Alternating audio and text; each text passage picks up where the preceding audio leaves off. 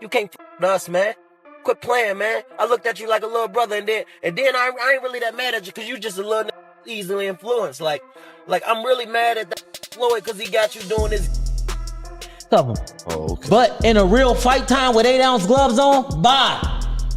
Thing about Tank is just assuming he's going to be able to step up and fight an A-level guy. He's never even fought a B-level guy. He's never even unified. But not only is he fighting these low-level guys. Recent events have sparked controversy in the boxing world regarding Gervonta Tank Davis's latest fight against Roach in the aftermath. Adrien Broner voiced his opinion on the issue, saying that the fight was rigged and that Roach was unfairly denied a deserved victory.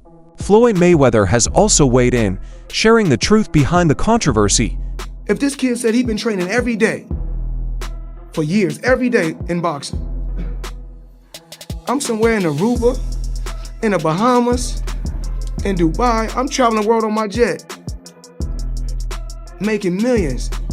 Gervonta Davis came from Baltimore's challenging neighborhoods to become one of boxing's most electrifying stars, known for his knockout power and charisma.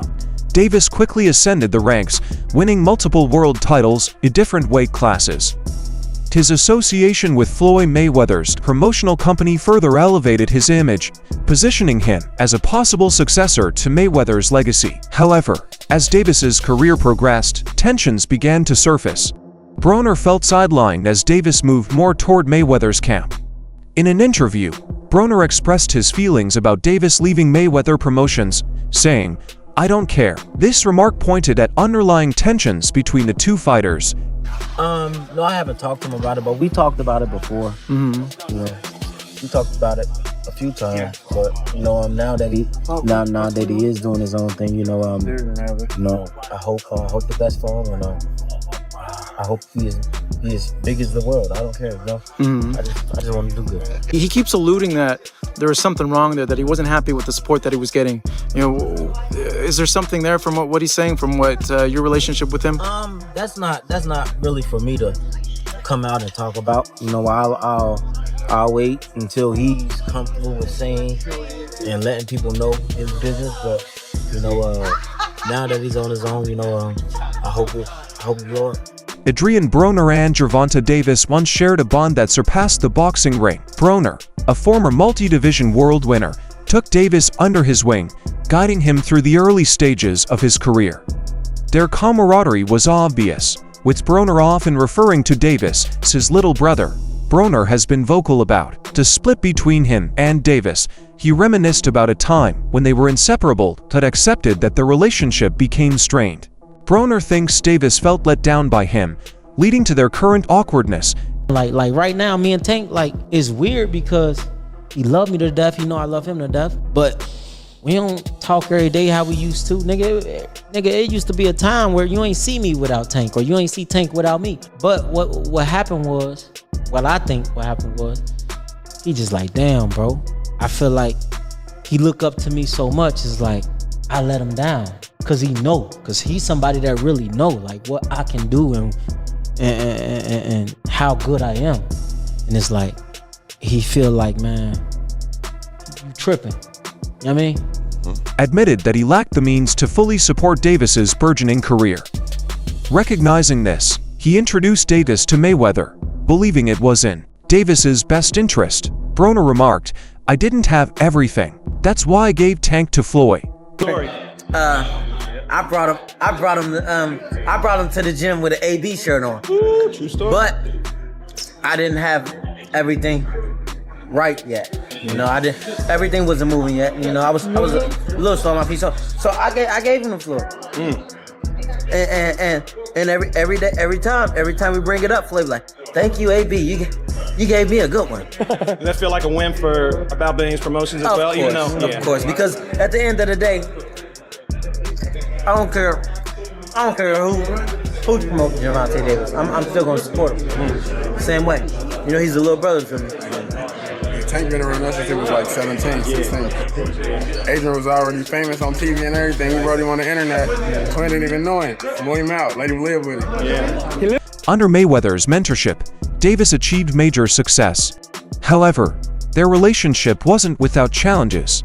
Reports suggest that Mayweather was vocal about Davis's performance during fights. sometimes criticizing him publicly.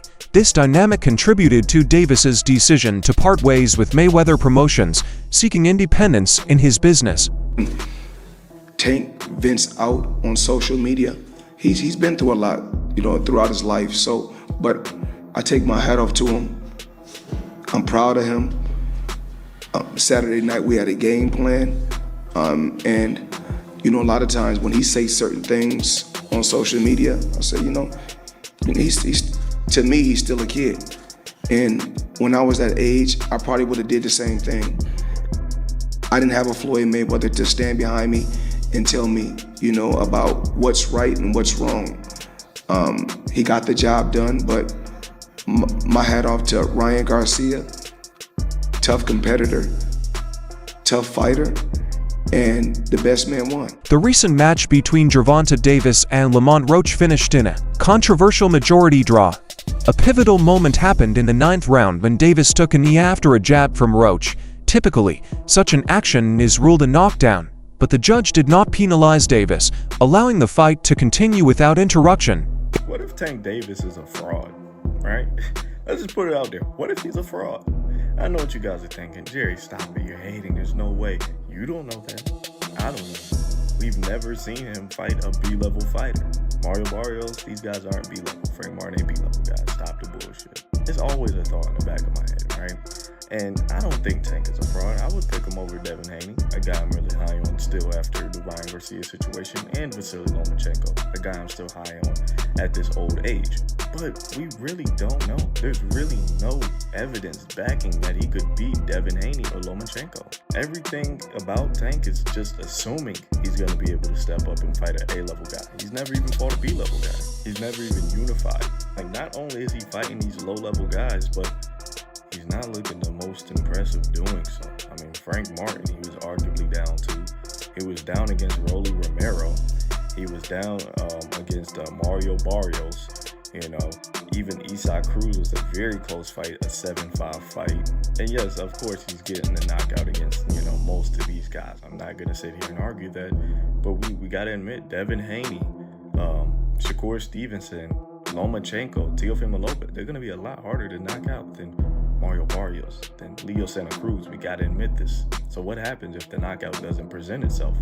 It's safe to assume Tank is going to be down tremendously on the scorecard. Like I said, I don't think Tank is going to get exposed or nothing. Like, he's not going to be an elite fighter when he steps up in competition. But it's something in the back of my mind. What if Tank is just a B-level guy? What if he's just a guy who's been beaten on seeing D-level guys and he's really a B? The referee's decision not to count Davis's knee as a knockdown sparked outrage among fans and boxing analysts. Many believe that this oversight altered the fight's result, depriving Roach of a deserved win. Accusations of the fight being rigged began circulating, with some pointing fingers at Davis's group and the officiating body. Commentators Andrew Schultz and Charlemagne discussed the referee's decision during the Davis-Roach fight. They think that if the knee had been ruled a knockdown, Roach's victory would have been certain. Their talk highlighted concerns about officiating standards in boxing. Won this fight. When the fight was over, the first thing I said was, it's either going to be a draw or it's going to be a close decision to Lamont Roach. If they call this knee a knockdown, which they should have. They should have. A knee in boxing should count as a knockdown. It is what it is. We're not going to sit here and act like it's not. He wins that fight. Yeah. Look at his confidence, though. He's stalking Gervonta. I'm going to tell you when his confidence went through the roof. After Gervonta took that knee and then went to his corner, Gervonta came back with a flurry. And Gervonta was landing. And Lamont handled it all. Handled it. After that, I was like, oh, Lamont ain't scared at all. Look at this. It's in the 6th round. But look at his defense. Like, Lamont's defense is absolutely phenomenal. He's always ready to punch back. Look at him. Phenomenal. And Tank was hitting him hard. Yeah. Look at Roach's face at the end of the fight. He's swollen. Yeah. Like, it's not like Tank wasn't landing on him. Nah, this kid can both of them. Roach is tough, man. And then it's the whole Maryland, DC thing. Like, Roach can't get knocked out. You know what I'm saying? He get knocked out. I got to go back to DC. He got knocked out by Tank. Nah, I can't do it. He's fighting for a whole city. Yeah. And it's really Baltimore, DC. Baltimore, DC. You know what That's I mean? right. The rest of Maryland, nobody's really giving a fuck. That's the real, you know what I mean? Like, if you're from Buckhead or wherever the fuck, what's the No, not Buckhead. I don't know. There's some shit that like no disrespect, Maryland. I only know Baltimore. it's where all the white people live that work in DC but don't want to live there. Oh, you talk about PG where County? no, you talking about where that fucking where the resort is. Oh, I know exactly. I was just there. I know exactly what you're talking about.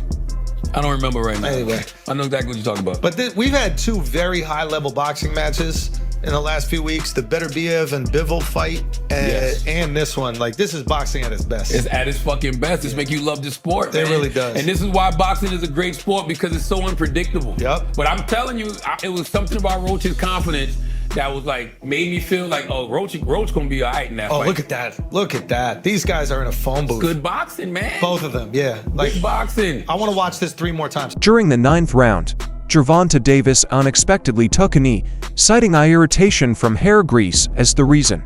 Roach Jr. voiced skepticism over this account, questioning how Davis suddenly experienced such discomfort when there were no prior indications throughout the fight. Roach Jr. stressed that regardless of the cause, be it sweat or any other irritant, a fighter cannot arbitrarily stop the match to seek assistance from their corner. You know, obviously the part with the grease in the eye, that took on a life of its own. You know what I'm saying? That was a headline in the fight. One is, what did you think when he said that initially, just like the grease in the eye? But 2 is like, when you was in the fight, was there any point that you saw that? Like, did you see like him kind of messing with his eye, or did you have any indication that that was something that was bothering him? No, see, and that's the thing. If you look at the whole fight, he was never bothering his eyes before you jabbed him. Before I jabbed him. Even that right hand that, like, you know what I'm saying, that kind of landed, he kind of rolled with it. But after that, you could see him wipe his eye. And then, right after I hit him with the jab, you could see him wipe his other eye. So it's like, it was corresponding to which hand that I punched him with and exactly which eye. So it's like crazy for him to say, it's grease in my eye. And I think even when he say that, you could see me, because I'm right beside him, you could see me like, nigga, what you talking about? So, right. But you say you don't think he willing though. Whatever. See, but who cares? Like, sweat gonna get in your eye, blood gonna get in your eye. Yeah, it don't matter. Spit fucking around and get in your eye. You know what I'm saying? But you, it's not like you can be like, all right, time out, ref. Hold on, Take no ref. time out. You can't do that. Right. Would you be cool with Steve Willis doing the next fight? Hell no. He can't do the next fight. No, he can't do the next fight. Right. No. Pops, it's a no? Hell no. Yeah, fuck that. Yeah. You know how many put Coach Ben on him, man. He lucky he ain't running Coach Ben after that fight. But look how many times he fucked the fight up though. Right. The knee, him going to the corner to get assistance, like, who knows? Not saying that they did any cheating shit or nothing like that. But like, he wiped his face with a towel. You can't do that. Right. You can't do none of that. Right. That's a disqualification. You turned your back on the ref after you took a knee. Usually the ref gonna be like, all right, he don't want to fight no more. Fight's off. Renowned boxing trainer Greg Hackett has voiced his concerns regarding a possible rematch between Davis and Roach Jr. Hackett thinks that Roach Jr. would approach the rematch with the same vigor and determination, aiming to achieve a definitive victory. Conversely, he suggests that Davis might be hesitant to engage in a rematch, possibly due to doubts about enduring another full 12-round fight against Roach Jr.'s relentless style. Hackett's views shed light on the psychological and strategic factors that fighters and their teams contemplate when deciding on subsequent matches. Bet on another draw. Bet on the draw. Yeah. It's the best way to go. Bet on the draw. That's where I think you make the money. I think what they gonna do is they gonna even the odds so big, so crazy, you ain't gonna make no money betting on either one of them individually. Yeah. So the money gonna be on the odds. That's just what I think. It ain't come out yet, but if they fight in Vegas and they fight, and to be honest, I don't like that. Fight in Vegas. Bring it back on over to the East Coast. I don't like that. The DMV makes sense. I don't like how that smells. Something about the smell when you said Vegas. I don't like how that sounds. I know a lot of people don't realize that, like, no camp is perfect. Yeah. I quote when Gervonta was dealing with some stuff ahead of the fight, like some serious shit. Now, yeah, no excuse. Lamont put on a great show, but I'm curious to see what is he going to look like with his plate being clean now. Right. I think, honestly, it don't matter whether he going through something or not. You know why? He respects Lamont, and we seen that. And I'm not just saying that because of how Lamont did. I'm talking about you really could see Tank Tank had a lot of respect for Lamont. I got them starting off from the last fight, round 13, going right back into it. And it's gonna be a rumble. So you feel like because of how the first fight went, it's not gonna be no filling out, they just gonna jump right into it and get busy? Yeah, because what Lamont knows is if I don't win convincingly, if I don't knock him out, or if I don't beat the shit out of him, they not gonna give it to me. Tank know I can't go another 12 again. Cause they gonna really say I have been exposed. That's one of the famous words. He's exposed. He exposed them. You know what I mean? That's the shit everybody say now. So Tank not trying to hear that neither. So Tank gonna be looking to really go in there seek and destroy it. But Lamont gonna be on the same. Prior to the controversy, Davis faced limited options for high-profile fights. However, the disputed outcome with Roach Jr. has reignited interest in a rematch, presenting Davis with an opportunity to address the contentious result and reaffirm his position in the division. A rematch could serve as a platform for Davis to showcase his resilience and adaptability, possibly paving the way for future bouts with other top-tier opponents. Kind of running out of available options for meaningful fights that look realistic in the here and now, right? He tried to fight Lomachenko. Loma said he didn't want to fight, so that fell out the window in 2024. Maybe it can be revisited. Rayo just lost to Gary Antoine Russell. I was looking at Rayo as a possible Tank foe. We do know that Team Tank reached out to Team Rayo at a point. So fast forward to the future. Shakur is doing deals with Turkey and Eddie Hearn. Seems like an obstacle. Tank says Eddie Hearn's a snake in a suit, and he doesn't seem to jive well with Turkey. Like he's like, this picture looks like a cult. It looked weird, and he's taking shots at the whole movement. You know what I mean? The whole Saudi stuff. So for me, I think this is great for Tank Davis because now you can rob the bank twice, run it back. Fans feel a type of way, which we'll talk about more.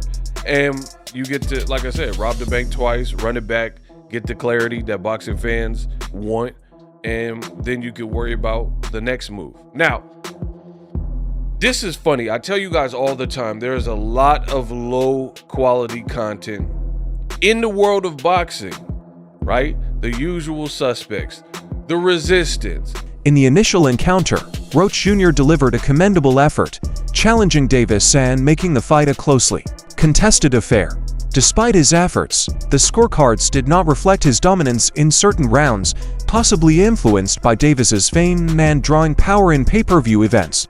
This scenario underscores ongoing debates about scoring biases and the impact of a fighter's marketability on judges' decisions. The Davis vs. Roach Jr. fight has sparked significant discussions about in-ring conduct, the fairness of officiating, and the complexities surrounding rematches in professional boxing as the boxing community awaits possible developments. The narratives of both fighters continue to evolve, mirroring the sport's dynamic and often unpredictable nature. Footwork, really disciplined footwork. You never saw him lunging in. You never saw him lunging in. He was never able to time him. Gervonta, that is. He was never able to time Roach. He edged his way forward. It was discipline personified. That is what you need to do against a counterpuncher. You can't make mistakes. You can't overcommit. And that is what Roach did. I also thought Roach was great with the left hook. The left hook landed pretty well. And we saw Gervonta taking a lot more clean shots than we've seen in recent fights. I mean, he really was doing really well. And it was up close as well. It was up close. He worked really well on the inside, Roach. And he was punching on the turn as well. So when Gervonta was trying to, use lateral movement and pivot out, Roach would follow him around and keep throwing punches.